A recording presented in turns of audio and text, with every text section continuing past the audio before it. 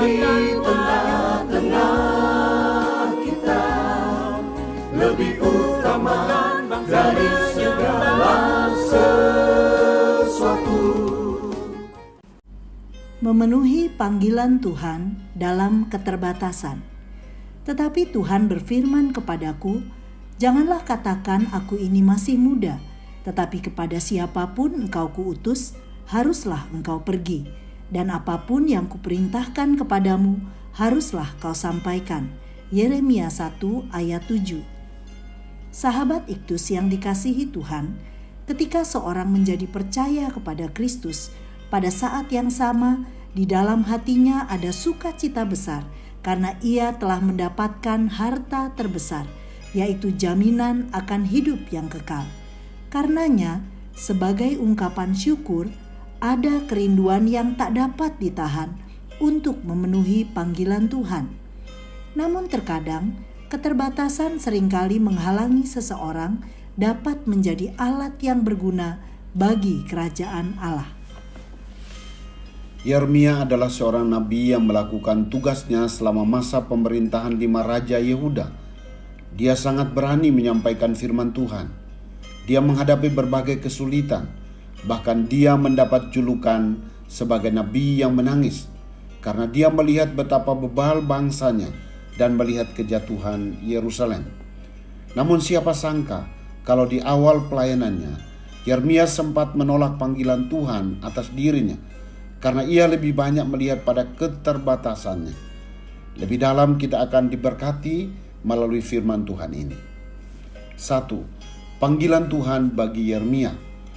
Ayat 5. Sebelum aku membentuk engkau dalam rahim ibumu, aku telah mengenal engkau. Dan sebelum engkau keluar dari kandungan, aku telah menguduskan engkau. Aku telah menetapkan engkau menjadi nabi bagi bangsa-bangsa. Apa arti panggilan Tuhan bagi Yeremia? Pertama, Tuhan merancang Yeremia sesuai dengan peruntukannya di dunia. Yeremia bukan ada karena kehendaknya sendiri, juga bukan karena kesalahan atau kecelakaan manusia. Bentukan Tuhan sempurna sesuai dengan fungsi sebagai alatnya. Kedua, Tuhan mengenal Yeremia seutuhnya, bahkan jauh lebih dalam jika dibandingkan dengan Yeremia dalam mengenal dirinya sendiri. Ketiga, Tuhan menguduskan atau memisahkan Yeremia demi tugas pelayanannya. Keempat, Tuhan menetapkan Yeremia. Penetapan ini bersifat final, artinya tidak dapat diubah lagi. Semua perancangan atau rencana ini telah ada sebelum Yeremia dilahirkan. 2. Respon Yeremia terhadap panggilan Tuhan. Yeremia menjadi takut dan gentar ketika memberikan respon pada saat pertama Tuhan memanggilnya untuk diutus ke tengah-tengah bangsa yang tegar tengkuk dengan alasan. Pertama, Yeremia melihat dirinya tidak pandai berbicara. Ayat 6b. Hal ini sangat masuk akal. Karena bagaimana mungkin dapat menyampaikan firman Tuhan jika tidak pandai dalam berbicara? Bagaimana orang dapat mengerti apa yang disampaikan? Kedua, Yeremia melihat dirinya masih muda. Ayat 6c. Diperkirakan pada waktu Yeremia dipanggil untuk melayani, usianya belum mencapai 17 tahun. Suatu usia yang masih sangat muda. Bagaimana nantinya bisa berbicara kepada orang yang lebih tua? Apakah mereka mau mendengarkannya?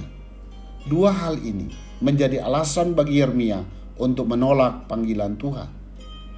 3. Penyertaan Tuhan bagi Yeremia. Tuhan yang memanggil adalah setia.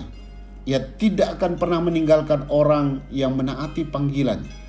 Penyertaan Tuhan bagi Yeremia yaitu: pertama, sebagai seorang nabi, Yeremia hanya menjalankan perintah Tuhan. Ayat 7b. Tetapi kepada siapapun engkau kuutus, haruslah engkau pergi, dan apapun yang kuperintahkan kepadamu, haruslah kau sampaikan. Kedua, ada kuasa dan efektivitas pada firman yang disampaikan. Ayat 9b dan ayat yang ke-10.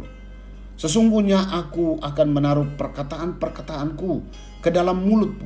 Ketahuilah, pada hari ini aku akan mengangkat engkau atas bangsa-bangsa dan atas kerajaan-kerajaan untuk mencabut dan merobohkan, untuk membinasakan dan meruntuhkan, untuk membangun dan menanam. Firman yang disampaikan melalui Yeremia pasti terjadi. Ketiga, ada janji penyertaan Tuhan. Ayat 8, janganlah takut kepada mereka, sebab aku menyertai engkau untuk melepaskan engkau. Sahabat Iktus, semua kita adalah ciptaan sempurna di tangannya. Tidak ada satupun dari kita merupakan produk gagal. Memang tidak semua kita dipanggil menjadi nabi seperti Yeremia, namun masing-masing kita diciptakan Tuhan secara unik dengan tujuan yang spesifik. Seperti Yeremia yang punya keterbatasan, dipakai Tuhan secara luar biasa sebagai alatnya. Demikian juga kita yang lemah, pasti diperlengkapinya untuk dipakai sesuai rencananya. Sebagai orang yang sudah percaya Tuhan, saya punya kerinduan untuk dapat melayani Tuhan. Karena itu, dengan segenap hati, saya menyerahkan diri saya untuk diperlengkapi dan dipakai Tuhan menjadi apapun yang Tuhan mau, sesuai dengan rencananya selama saya hidup di dunia ini. Sahabat Iktus yang dikasihi Tuhan, untuk tujuan apa Tuhan memanggil saya?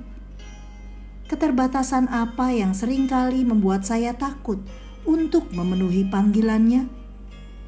Apa janji Tuhan yang saya pegang sepanjang menjalani panggilannya? Tuhan Yesus, saya mempunyai kerinduan untuk menjadi alat yang berguna bagi perluasan kerajaan-Mu. Ampuni saya Tuhan, karena saya sering melihat keterbatasan saya dan menjadikan alasan untuk menghindari panggilan-Mu. Saya mohon pimpinan Tuhan dalam tiap langkah saya, dan taruhlah firman-Mu dalam mulut saya, sehingga perkataan saya hanya berasal dari-Mu saja. Pakai saya sesuai rencana-Mu, agar bangsa-bangsa dapat datang menyembah-Mu. Amin. Tuhan yang memanggil, Tuhan juga yang memperlengkapi. Kristus ada di